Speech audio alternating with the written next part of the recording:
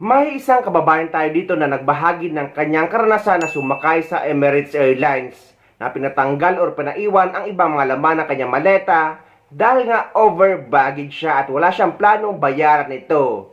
Dahil kapag nagbayad kayo ng over baggage sa airport, mas mahal pa yung over baggage charge or excess baggage charge sa mismong laman ng maleta mo.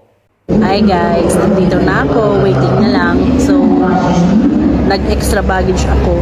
Totoo nga yung sabi nila na yung Emirates daw, sobrang strict mo daw pagdating sa baggage. Kung ano yung kilo na allowed, yun lang talaga.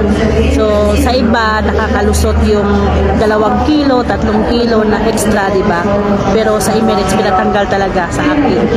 Tapos, kung gusto ko daw bayaran ko na lang. Pero tinanggal ko na lang kasi sabi nga ni Madam, itapon mo na lang kung pwede naman itapon. Huwag mong paghinayangan. So, ayun, nandito na ako. Mag-isa lang akong Pilipino, wala akong kasama. Andito na kami sa Dubai. Pero, papasok na kami. Boarding na kami.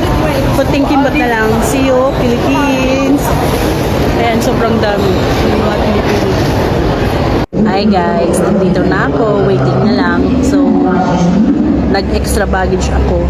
Totoo nga yung sabi nila na yung Emirates daw, sobrang strict mo daw pagdating sa baggage. Kung ano yung kilo na allowed, yun lang talaga.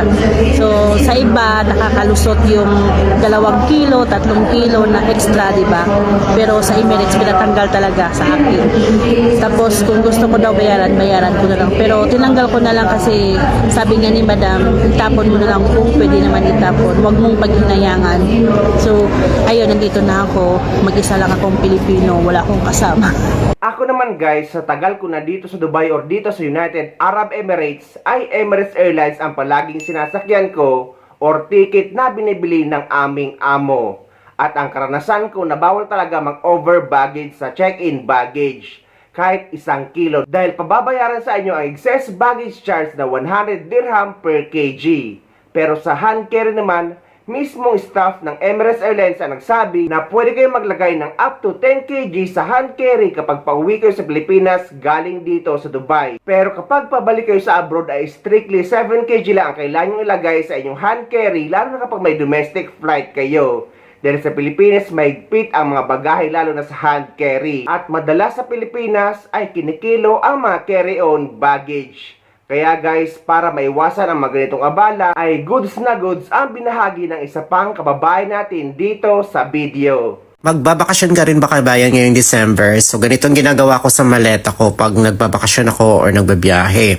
Ako na mismo yung nagbabalot ng aking mga leta dahil kuripot ako. Charot. Hindi, sayang din kasi yung pambayad. So para tipid, ako yun na mismo yung nagbabalot. Tapos bumili lang ako nitong cover na binili ko to sa online. So ilang beses ko na to siyang nagamit guys, pabalik-balik sa Saudi Arabia. Sulit kasi nagagamit ko siya ng ilang beses. At para iwas stress sa pagbabiyahe mo, so dapat kinikilo or tinitimbang mo na sa bahay mo na saktong 23 kg talaga or kung ano nakalagay sa ticket mo. Tapos ito yung pangalawa ko, naka-plastic siya.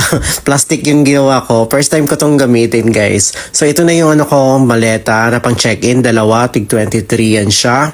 Tapos yung hand carry.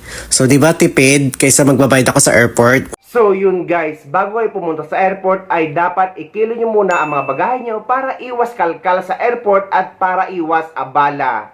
Yung kay kabayan naman siguro ay Philippine Airlines siya, kaya 23 kg ang kada maleta niya. Pero kung Emirates Airlines kayo, for example 30 kg ang nakalagay, ay pwede nyo itong hatiin sa 2 maleta. Pero dapat hindi lalagpas ang combined baggage nyo sa inyong baggage allowance na nakalagay sa inyong ticket.